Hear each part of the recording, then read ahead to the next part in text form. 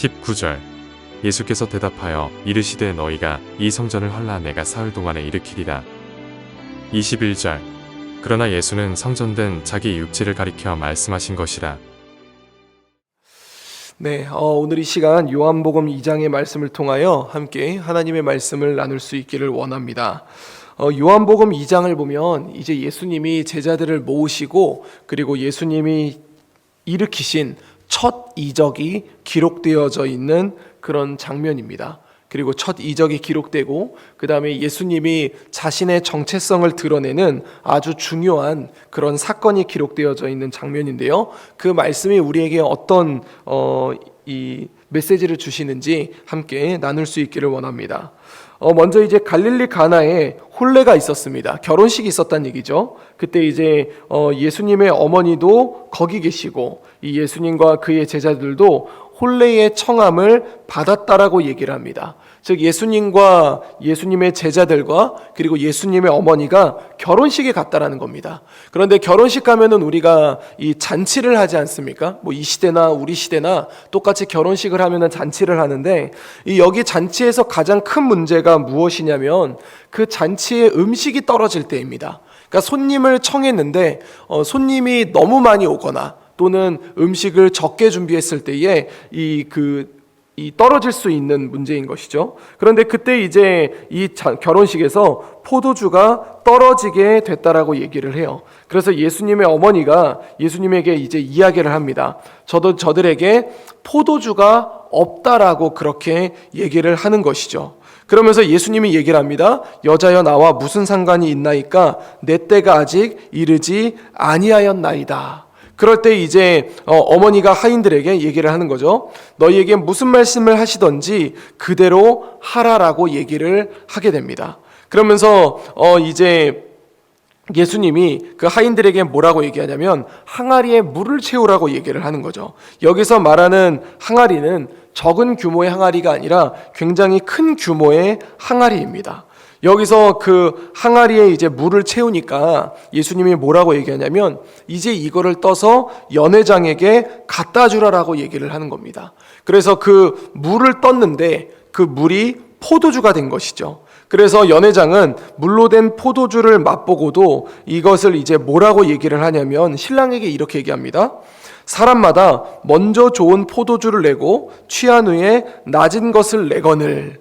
그 당시에 이제 결혼 문화가 그렇습니다. 사람들에게 첫 계시가 중요하잖아요. 첫 계시에 좋은 것을 주고 그 다음에 사람들이 거기에 취하면 그때 이제 좋지 않은 포도주를 갖다 놓는데 여기는 반대로 처음에 그냥 평범한 포도주를 내었다가 지금 이제 더 좋은 포도주를 가지고 왔다라고 그렇게 얘기를 합니다. 이게 이제 당시의 결혼식 문화와 반대로 가는 것이었죠. 그래서 이 표적을 보면서 제자들이 예수님의 그 일으킨 이적을 보며 예수님을 믿게 되었다라고 그렇게 이야기를 하게 됩니다. 그 다음 이제 우리가 살펴볼 수 있는 것이 이 성전에 대한 이야기입니다. 성전정화 사건이라고 얘기를 하는데 이 성전정화 사건에 대한 독특함이 있습니다. 요한복음의 독특함인데요. 뭐냐면 예수님께서 성전을 정화했던 것은 마태복음이나 마가복음이나 누가복음이나 요한복음이나 모두 다 기록되어입니다. 그런데 마태나 마가나 누가는 이 성전 정화 사건이 이 각자 복음서의 후반부에 기록되어져 있습니다. 그런데 요한복음을 보면 독특한 것은 요한복음 2장에 이 성전정화 사건을 기록하고 있다는 것이죠. 그렇다면 이 성전정화 사건을 통하여 무엇을 말하고자 함인가? 이 예수님이 예루살렘에 올라가서 성전 안에 들어갔을 때에 이 성전 안에는 14절을 보면은요, 성전 안에서 소와 양과 비둘기 파는 사람들과 돈 바꾸는 사람들이 앉아 있는 것을 보시고 이렇게 이야기를 합니다. 제가 성전정화 사건에 대해서 몇 번 이야기를 한 적이 있는데 다시 한번 말씀을 드리면은요, 그 당시 이제 사람들은 성전에 올라와서 제사를 드려야 되는데 제사를 드릴 때 제물을 가지고 왔어야 됐습니다. 그런데 그 제물을 가져올 때에 뭐 자기 사는 데가 예루살렘 성전 옆이면 그렇게 어렵지 않게 가져올 수 있었지만 근데 저 멀리서 가져오는 사람들은 제물을 가져오기가 쉽지 않았던 거예요. 그리고 또 우리가 구약을 보면 알겠지만 이 제물을 드릴 때에 아무거나 드리면 되는 것이 아니라 흠없는 것을 드려야 되는 그런 경우들이 있거든요. 그런데 이제 제물을 가지고 오다가 제물이 넘어질 수도 있지 않습니까? 그러면 그 제물은 흠 있는 게 되거든요. 그렇게 되다 보니까 사람들의 편의를 위해서 이 예루살렘 성전 주변에 그 제물을 파는 자들이 생기게 됩니다. 그 제물을 팔게 되면은 사람들은 그냥 자기가 홀몸으로 왔다가 그 앞에 와서 제물을 사가지고 올라가면은 그 제물이 흠이 생길 일이 없었던 것이죠. 그런데 또 문제가 뭐냐면 제물을 그냥 주지는 않지 않겠습니까? 돈을 주고 사게 될 텐데 또 장사하는 사람들 마음에 어떤 마음이 드냐면 많은 이윤을 남기고 싶었던 거예요. 그래서 원래 양 한 마리가 100만 원이었다고 하면은 이 예루살렘 성전 앞에서 파는 양은 300만 원짜리인 것이죠. 그래서 그 300만 원짜리 양을 사람들은 샀어야 됐고, 그래서 사람들은 300만 원짜리 양을 사고 다시는 이 양을 사지 않겠다라고 해서 멀리서 들고 왔는데, 중요한 거는 이 제사장들이 그 양을 보고 안 된다라고 이야기하고 성전 앞에 있는 것을 사오라고 이야기하는 겁니다. 그리고 성전 앞에 있는 것을 사면은 이 제사장이 그 성전 앞에서 파는 장사꾼에게 이 커미션, 소개비를 받게 되는 거예요. 그러면서 완전 이 성전 앞이 장사하는 곳이 되었다라는 것이죠. 그러면서 예수님이 뭐라고 얘기를 하냐면 15절 보면 노끈으로 채찍을 만드사 양이나 소를 다 성전에서 내쫓으시고 돈 바꾸는 사람들의 돈을 쏟으시며 상을 엎으시고, 그리고 16절에 이렇게 이야기합니다. 비둘기 파는 사람들에게 이르시되 이것을 여기서 가져가라. 내 아버지의 집으로 장사하는 집을 만들지 말라 하시니, 이렇게 이야기를 합니다. 그 얘기는 뭐냐면 성전에 대해서 우리가 좀 생각을 해봐야 되는데, 성전은 뭐냐면 하나님이 임재하시는 곳입니다. 그러니까 이스라엘 백성들은 성전에 하나님이 임재하셨고, 그리고 성전에 나아가 하나님을 만나고, 그리고 그 성전에 나아가 자신의 죄에 씻음을 받게 되고, 그 성전에 나아가 하나님의 말씀을 받고, 그리고 그 성전에 나아가 하나님을 만남으로 말미암아 소망을 얻게 됐습니다. 자, 그렇다면 성전에 대해서 중심이 되는 게 무엇이겠습니까? 하나님입니다. 하나님을 만남의 중심이 되는 것이고, 성전의 중심은 하나님이 될 수밖에 없다라는 것이죠. 그런데 당시의 성전의 중심이 뭐가 되냐면 제사가 있습니다. 제물도 있습니다. 제사를 드리는 행위가 있습니다. 어쩌면 이 제사는 누구보다 열심히 드렸을지도 모릅니다. 그런데 너무 안타까운 것은 뭐냐면 이 절기에 성전에 올라가 제사를 드릴 때에 그 중심은 더 이상 하나님이 아니라 이 싸게 사려는 자와 비싸게 팔려고 하는 자의 그런 이제 심리전이 될 수밖에 없었다라는 것이죠. 그래서 사람들은 비싸게 사면 비싸게 사는 대로 마음에 어려움이 있었고, 또 비싸게 팔았던 자는 자신들이 이윤을 크게 남김으로 인해 기쁨이 있었던 그 모습이 이 성전 안에 있었다라는 것입니다. 그래서 예수님은 이 내 아버지의 집을 장사하는 집으로 만들지 말라라고 그렇게 이야기를 했었던 것입니다.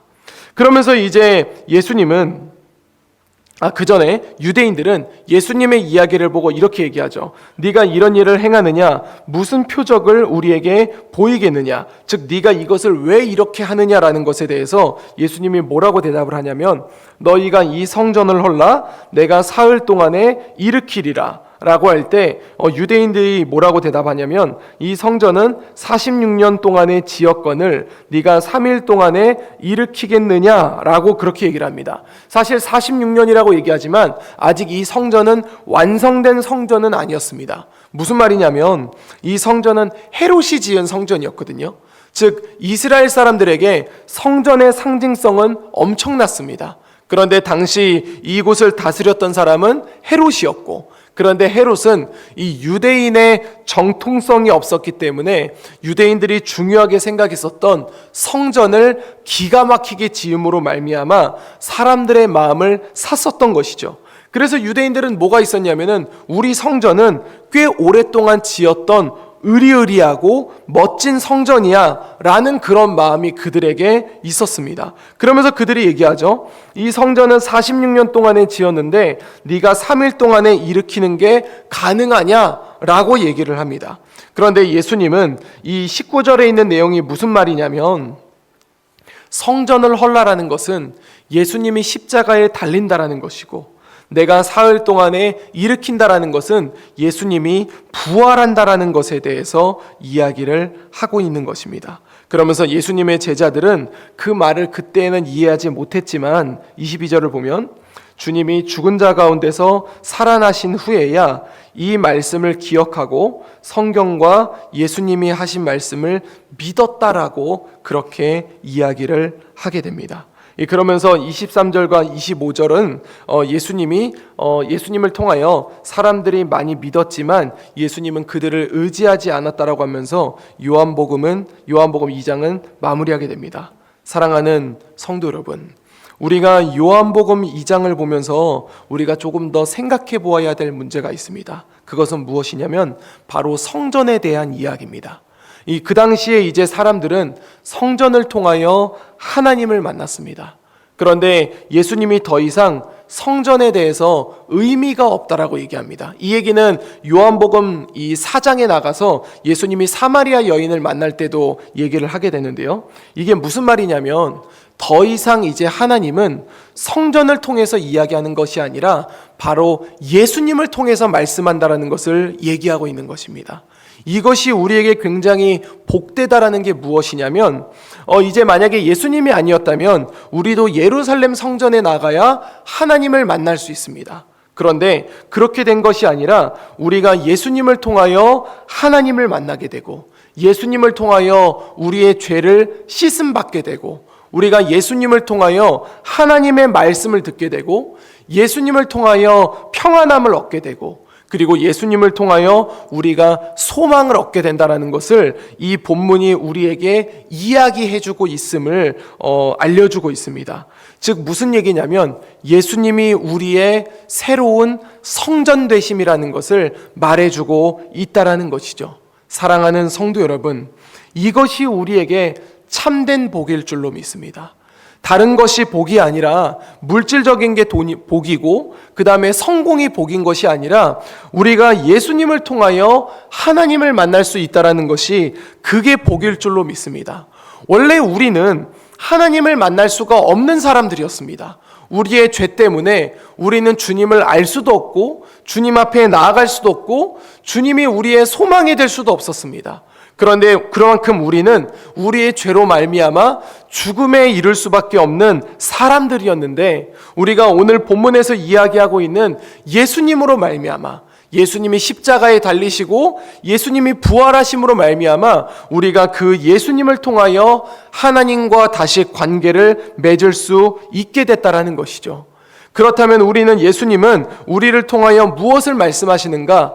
그 예수님을 믿음으로 말미암아 예수님의 영을 받은 성령을 받은 우리가 이 시대에 또 성전이 되어서 사람들에게 주님을 알려주라고 하시고 사람들에게 주님을 선포하라고 얘기하셔서 우리를 통하여 하나님 나라를 확장해 나가기를 원하신다라는 것입니다.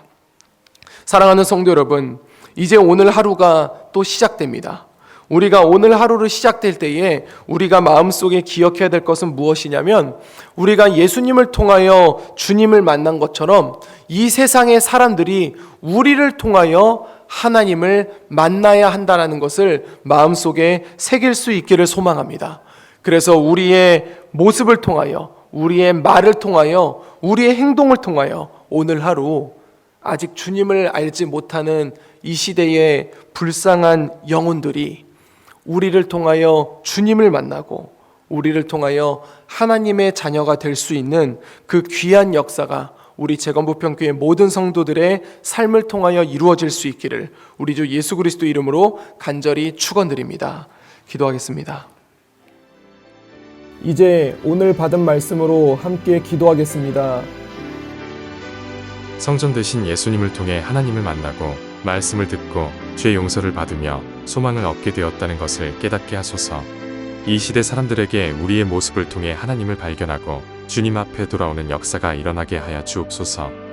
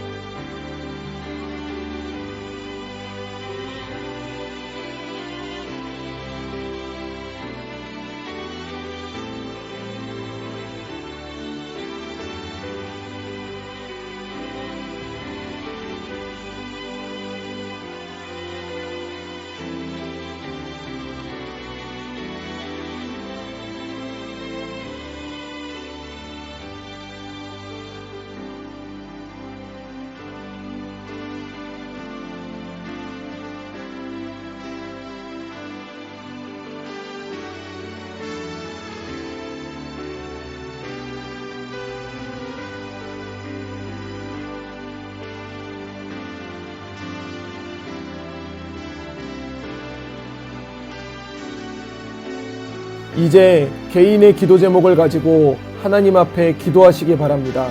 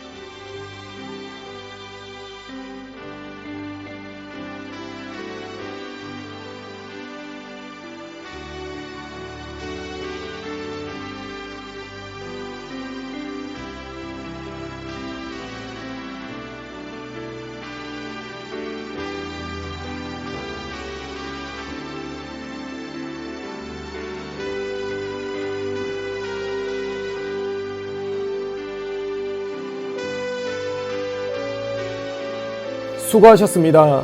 오늘도 하나님의 인도하심 가운데 승리의 하루를 보내시는 우리 재건부평교회 모든 성도님들이 되시기를 주님의 이름으로 축복합니다.